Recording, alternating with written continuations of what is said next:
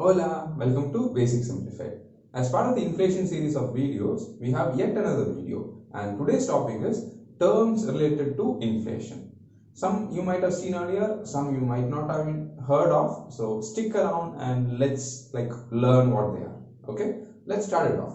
First off, we have reflation. Okay, so anytime your demand is lower, we know two ways inflation can happen, right? Demand is higher or supply is lower. Okay, in the second aspect where the supply is lower, it can also be cost of production being higher. So these are the two ways. Not once did we learn that if demand goes low, it becomes inflation, right? It's deflation. So when demand is low and the government purposefully does more government expenditure,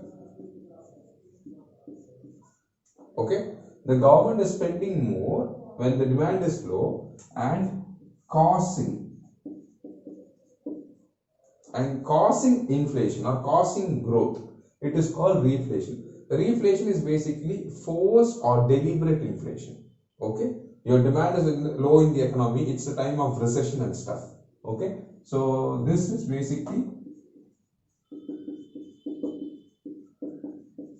recession. Okay, when demand is low and you have recession in your economy and the government spends more or spends a lot of money in government expenditure to cause demand to raise and the economy to come back up, it is reflation.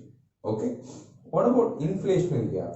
Basically, government expenditure being higher compared to government receipts. Expenditure and receipts are pretty much simple. Expenditure is what you spend, receipt is what you gain. Okay, so when the government expenditure is higher when compared to government receipts, it is inflationary gap. Okay, so under inflationary gap, you could say whatever happens in inflation basically. So government spends more. So when government spends more, what happens? You get more money, right? Government is spending more in infrastructure and other products, which means you get more money, which means prices of goods increases, which is inflation. Okay, so the reason they are saying it as inflationary gap is because of the gap between government expenditure and government receipt, where the expenditure part is really higher. Okay, so what is the deflationary gap? Government expenditure is lesser than government receipts. Simple. So what does this mean? Prices of goods is less, so deflation. Simple. Earlier they were spending more than the receipts they were getting, so it is pumping more money into the economy, which means price of goods went up, which is inflation. Here they are spending lesser than receipts, which means they are pumping lesser money into the economy, which means price of goods go down, which means deflation. Okay, what about inflationary spiral? We have learned this earlier, but in a different way. Remember built-in inflation or wage spiral inflation? Exact same thing. So wages are increased, which leads to price of goods going up. Why the price of goods going up? Because this comes under cost of production, labor factor. Okay, price of goods are going up, which causes inflation, which again means wages have to be increased. It's a spiral, and that is your inflationary spiral. Okay, what about inflation premium? Assume you are a person borrowing, let's say 10,000 rupees at 10% of interest rate. Okay, how much is 10% of interest rate? This is 1,000 rupees that you have to pay, right? As part of inflation, what is the major thing that I told you about? When inflation happens, the value of money goes down, the purchasing power of a person goes down, right? So when you borrow 10,000 rupees, just assume this is 2010, okay, and for 1,000 rupees of interest in 2010, you could buy, let's say, a sofa. Okay, you can never buy a sofa for 1,000 rupees, but still I'm saying you can buy a sofa for 1,000 rupees. Every year or every week you have to pay 1,000 rupees of interest, right? When you're paying that, let's say in 2011, okay, that 1,000 rupees would not be, a sofa cost, let's say 2,000 rupees. Okay, in 2011 a sofa would cost you 2,000 rupees. You are paying 1,000 rupees in interest. So in 2010, when the 1,000 rupees was worth a sofa, in 2011 that 1,000 rupees is worth half a sofa. Okay, is the amount of money you're paying different? No, it's the same. You as a borrower is paying the same money every single time, 1,000 rupees, 1,000 rupees, 1,000 rupees. Yet from the value point of view, the first year the value was extremely high, and as years goes by the value drops down. So even though you're paying 1,000 rupees consistently, as part of value you are actually paying very less. That is inflation premium. Get it?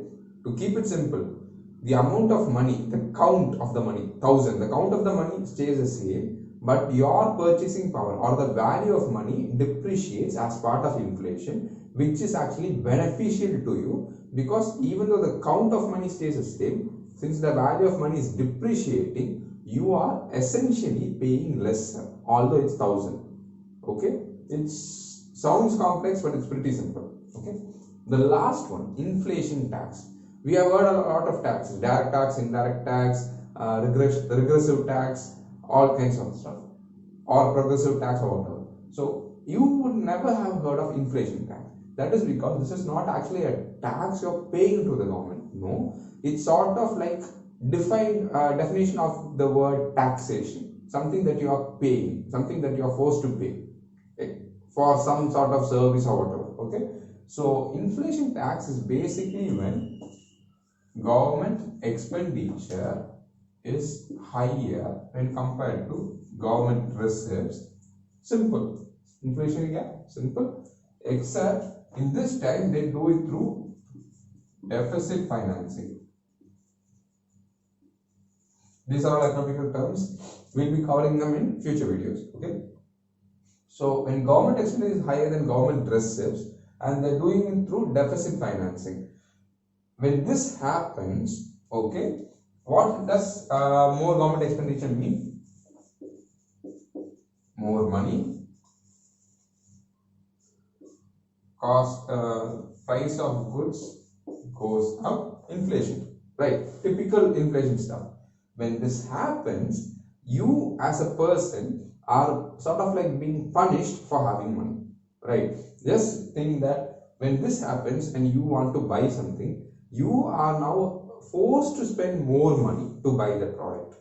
Okay, which means that's sort of like a taxation. When you, out of no obligation or anything, are being made to spend more money because of government expenditure, that is sort of like inflation tax. It's basically like punishment for having money. Okay, so out of this, I'm sure this is the most confusing for you. So we'll look at it once more, just make it simple. For borrowers, when they pay back the interest or the amount, you are paying back the whole 10,000 rupees also. When you are paying it back, even though you are paying the same amount, 10,000, same amount of money, the value that you are paying back is not actually 10,000, it's lesser. Okay, so as a borrower, because of inflation, you are paying back money which is much lesser in value. To if you think of an example, think of what a TV costed 15 years back. 2,000 rupees, 3,000 rupees, 5,000 rupees. For them, 5,000 was a huge price at that time. Right now, is that 5,000 worth a TV? Oh hell no, you can't even get a good phone for 5,000, right? A TV cost you 50,000 rupees. So that 5,000 15 years back is equal in value to 50,000 today. Get it? Amount 5,000, 50,000, but value they are equal. That is how inflation works. So even though you borrow 10,000, you're paying it back. Since the value of money is going down, once when you borrow 10,000 is here, when you're paying back the 10,000 is here because of value difference. Clear? I hope it was clear for you. If you do have any doubts, do ping in the comments. Have a good day. Thank you. Adios.